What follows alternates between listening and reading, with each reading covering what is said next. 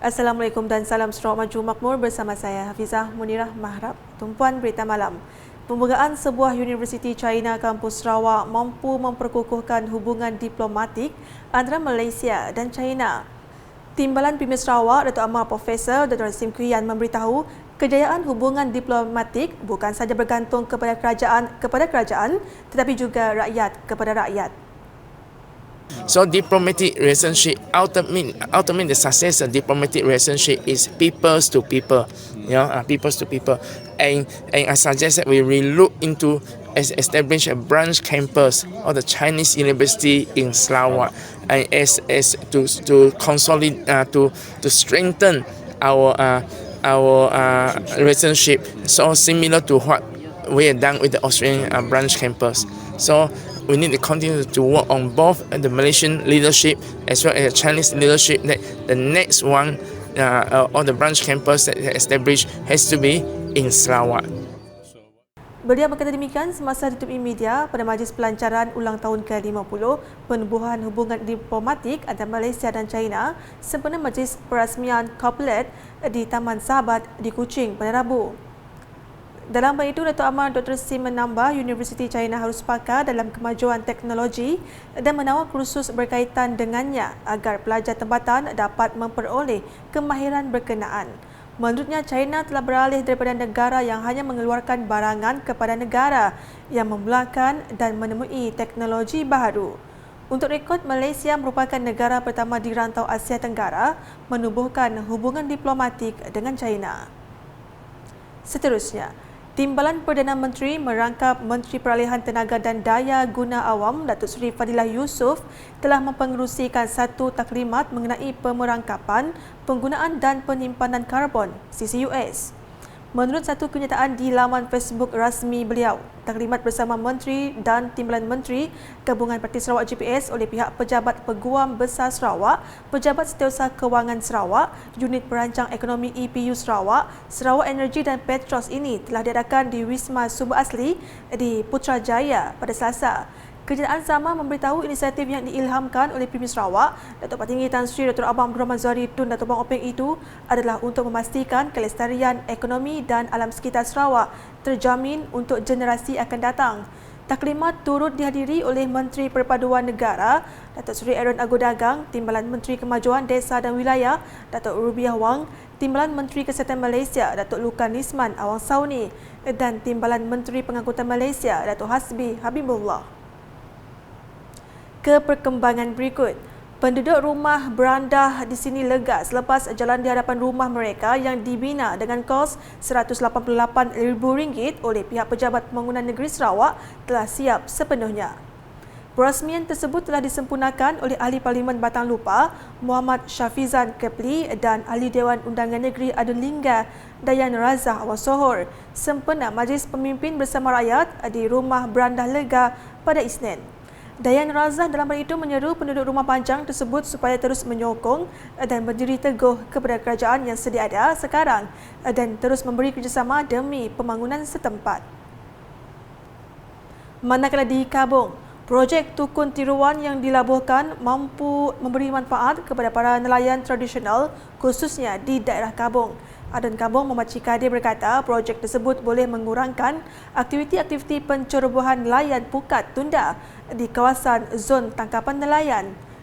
Jelasnya ia merupakan usaha yang baik bagi meningkatkan sumber ikan seterusnya membantu meningkatkan pendapatan para nelayan.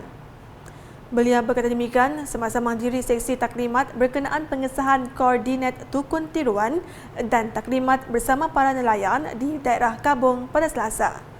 Tambahnya lokasi-lokasi Tukun Tiruan yang dilabuhkan juga dapat memberikan impak positif kepada biodiversiti marin.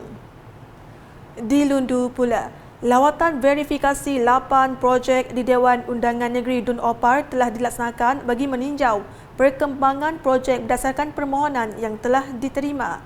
Lawatan oleh pihak Unit Hal Ehwal Agama-Agama Lain Unifor itu turut dihadiri oleh Adun Opar, Billy Sujang pada Selasa. Projek yang terlibat adalah pembinaan gereja baru, Gereja Saint Benedict Kampung Tembawang Sau, baik pulih gereja dan Dewan Saint Teresa Avila Kampung Stenggang, kemudahan dan kelengkapan peralatan dalam rumah ibadat Saint Louis Kampung Raso 1 dan pembinaan bangunan baru Gereja Saint Catherine Kampung Raso 2. Selain itu, turut dilaksanakan projek menaik taraf jalan tanah perkuburan gereja Saint Catherine Kampung Raso 2, membina rumah gawe Olan Gitia di Kampung Stungkor Lama, pembinaan baru gereja Saint Cosmas Kampung Pasir Tengah, baik pulih rumah asat dan menaik taraf kebudayaan kaum Rara Kampung Pasir Tengah dan menaik taraf bangunan dan peralatan Saint Paul Chapel Kampung Jangkar. Keperkembangan sukan. Skuad tinju Sarawak mendapat suntikan moral sebagai persiapan menghadapi Temasa Sukan Malaysia SUKMA ke-21 dengan mengadakan perlawanan persahabatan bersama kelab tinju dari Korea Selatan, Boryong City Hall Team.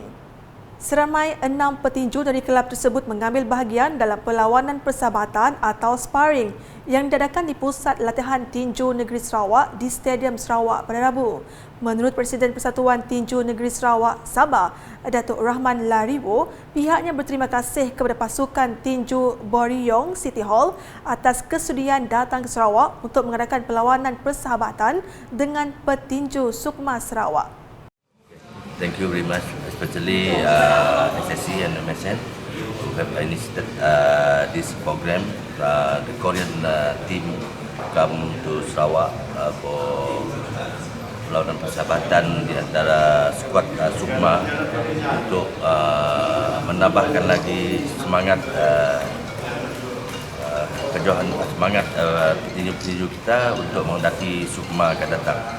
So, kepada pasukan daripada Korea, bagi saya dari pihak Persatuan Tinju Negeri Sarawak dan juga MSN, NSC, Sekretariat Negeri, berterima kasih kerana dapat datang ke sini untuk memberi sedikit impak kepada petinju-petinju kita.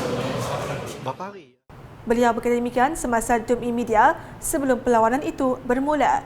Datuk Rahman berkata kedatangan pasukan Boryong City Hall yang mewakili Persatuan Tinju Negeri Chung Nam itu adalah untuk mempromosi kelab itu di Malaysia dengan memilih Sarawak sebagai lokasi jelajahnya yang pertama di negara ini. Dalam hal itu, Datuk Rahman memberitahu senarai lengkap atlet tinju yang akan membawa cabaran Sarawak pada SUKMA ke-21 akan didedahkan pada 14 Februari depan dengan membariskan seramai 12 atlet lelaki dan 4 atlet wanita.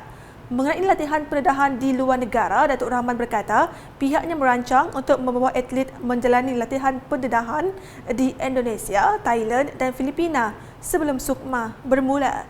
Rancangan the first exposure we are targeting for Pontianak, Indonesia, after Indonesia, Selatan Thai, after that we go to Baguio. The last is Baguio. Baguio, Philippines. Just before SUKMA, 1 week before SUKMA, our team will be in Sarawak, straight away to Benin. Sementara itu, Naib Presiden Persatuan Tinju Negeri Chung Nam Jong Heman mengucapkan terima kasih kepada Kerajaan Sarawak Sabah, Permandan Sukan Sarawak SSC dan Majlis Sukan Negeri Sarawak MSNS kerana memberi peluang kepada atlet mereka untuk menjalani latihan bersama atlet SUKMA Sarawak. Berdasarkan pemerhatiannya, beliau berkata Sarawak mempunyai beberapa atlet tinju yang berpotensi dan boleh pergi dengan lebih jauh. Pada masa sama, beliau juga mengajak Sabah untuk datang ke Korea Selatan bagi mengadakan sparring di sana. Untuk makluman, seramai 3 atlet lelaki dan 3 atlet wanita mewakili kelab itu termasuk juara Asia Wanita telah menyertai perlawanan persahabatan tersebut bagi atlet lelaki iaitu Shim Hyun Yong, Ko Seung Min, Kim Dong Hwee, manakala atlet wanita diwakili Kang Doyen, Kim Kayen dan Choi Jin Sun, di mana mereka dilatih oleh Lee Kyung Ho. Sekian edisi malam bersama saya Hafizah Munirah. Berita berlanjut boleh didapati di semua platform media sosial UKAS termasuk portal ukas.sarawak.gov.my dan UKAS channel di YouTube. Sebelum mengakhiri buletin UKAS, kami tinggalkan anda dengan Majlis Pelancaran Ulang Tahun ke-50 Penubuhan Hubungan Diplomatik antara Malaysia dan China sempena Majlis Perasmian Koplet di Taman Sahabat di Kuching pada Rabu. #Saluran Informasi Rakyat Salam UKAS.